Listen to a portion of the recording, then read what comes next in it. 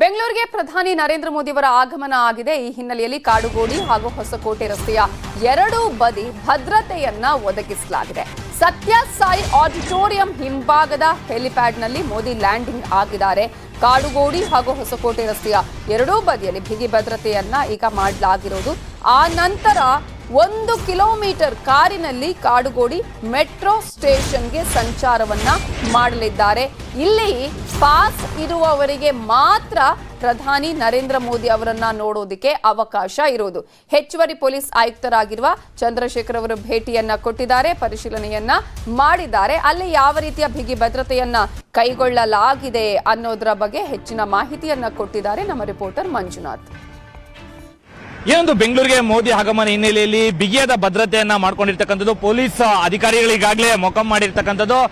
ಈಗ ನಾವೇನು ವಿಜುವಲ್ಸ್ ಅಲ್ಲಿ ತೋರಿಸ್ತಾ ಇದೀವಿ, ಇದೇ ಜಾಗದಲ್ಲಿ ಮೋದಿ ಒಂದು ಚಿಕ್ಕಬಳ್ಳಾಪುರದಿಂದ ನೇರವಾಗಿ ಇಲ್ಲಿರ್ತಕ್ಕಂಥ ಸತ್ಯಸಾಯಿ ಆಸ್ಪತ್ರೆ ಹಿಂಭಾಗ ಅಂದ್ರೆ ಸತ್ಯಸಾಯಿ ಕಾಲೇಜ್ ಆಡಿಟೋರಿಯಂ ಹಿಂಭಾಗದಲ್ಲಿ ಇರ್ತಕ್ಕಂಥ ಒಂದು ಹೆಲಿಪ್ಯಾಡ್ಗೆ ಆಗಮಿಸಿ ಅಲ್ಲಿಂದ ಒಂದು ನೇರವಾಗಿ ಕಾರಿನ ಮುಖಾಂತರ ಒಂದು ಮೆಟ್ರೋ ಸ್ಟೇಷನ್ ಉದ್ಘಾಟನೆಗೆ ಹೋಗ್ತಾ ಇರ್ತಕ್ಕಂಥದ್ದು. ಈಗಾಗಲೇ ಸಾಕಷ್ಟು ಒಂದು ಬಿಗಿ ಭದ್ರತೆಯನ್ನ ಪೊಲೀಸರು ಏರ್ಪಾಡು ಮಾಡ್ಕೊಂಡಿದ್ದಾರೆ. ಜೊತೆಗೆ ಸುಮಾರು 2,000ಕ್ಕೂ ಹೆಚ್ಚು ಪೊಲೀಸರನ್ನು ನಿಯೋಜನೆ ಮಾಡಿ ಕಂಪ್ಲೀಟ್ ಆಗಿ ಕಾಡುಗೋಡಿ ಹಾಗೂ ಹೊಸಕೋಟೆ ರಸ್ತೆ ಏನಿದೆ ಆ ರಸ್ತೆನ ಸಂಪೂರ್ಣ ಎರಡು ಕಡೆ ಕೂಡ ಪೊಲೀಸರನ್ನ ಬಿಗಿಯಾದ ಭದ್ರತೆಯನ್ನ ಮಾಡ್ಕೊಂಡಿರ್ತಕ್ಕಂಥದ್ದು. ಎಲ್ಲೂ ಕೂಡ ಅಂಗಡಿ ಮುಂಗಟ್ಟುಗಳು, ರಸ್ತೆ ಬದಿರ್ತಕ್ಕಂಥ ಅಂಗಡಿ ಮುಂಗಟ್ಟುಗಳಾಗಿರ್ಬೋದು, ಹೋಟೆಲ್ಗಳಾಗಿರ್ಬೋದು ಎಲ್ಲವನ್ನು ಕೂಡ ಈಗಾಗಲೇ ಮುಚ್ಚಿರ್ತಕ್ಕಂಥದ್ದು. ಈಗಾಗಲೇ ನೀವು ನೋಡ್ತಾ ಇರಬಹುದು, ಈ ರಸ್ತೆ ಸದ್ಯಕ್ಕೆ ಬರೀ ಕಾರ್ಗಳು ಹಾಗೂ 2 ವೀಲರ್ ಹಾಗೂ ಟ್ರಕ್ಗಳು, ಮಿನಿ ಟ್ರಕ್ಗಳು ಮಾತ್ರ ಸಂಚರಿಸಕ್ಕೆ ಅನುವು ಮಾಡಿಕೊಟ್ಟಿದ್ದಾರೆ ಪೊಲೀಸರು.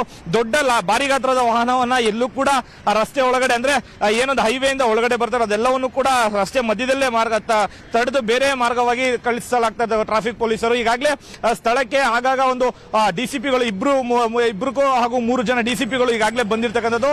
ಈಗ ಸದ್ಯಕ್ಕೆ ನೀವು ನೋಡ್ತಾ ಇರಬಹುದು, ಪೊಲೀಸರು ಅತಿ ಹೆಚ್ಚು ಭದ್ರತೆಯನ್ನ ನೀಡಿ ಮೋದಿಯ ನಿರ್ಗಮನಕ್ಕೆ ಕಾಯ್ತಾ ಇರ್ತಕ್ಕಂಥದ್ದು. ಸಾರ್ವಜನಿಕರ ಏನೊಂದು ಮೋದಿಯನ್ನ ನೋಡ್ಬೇಕಂದ್ರೆ ಈ ಸಪರೇಟ್ ಆಗಿ ಒಂದು ಬ್ಯಾರಿಕೇಡ್ ಗಳನ್ನ ಹಾಕಿದ್ದಾರೆ.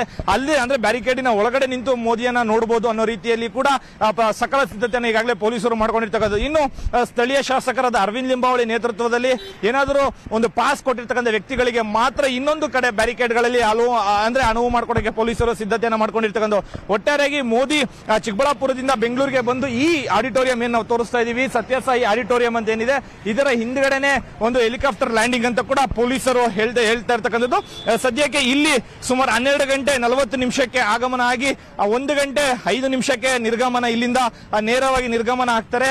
ಒಟ್ಟಾರೆಯಾಗಿ ಇನ್ನ ಕೆಲವೇ ಅಂದ್ರೆ ಗಂಟೆಗಳಲ್ಲಿ ಮೋದಿಯವರು ಆಗಮಿಸುವಂತ ಸಾಧ್ಯತೆಗಳು ಕೂಡ ಇರ್ತಕ್ಕಂಥದ್ದು. ಕ್ಯಾಮ್ರಾ ಪರ್ಸನ್ ಶಿವಕುಮಾರ್ ಜೊತೆಗೆ ಮಂಜುನಾಥ್ ಚಂದ್ರ, ನ್ಯೂಸ್ 18 ಬೆಂಗಳೂರು.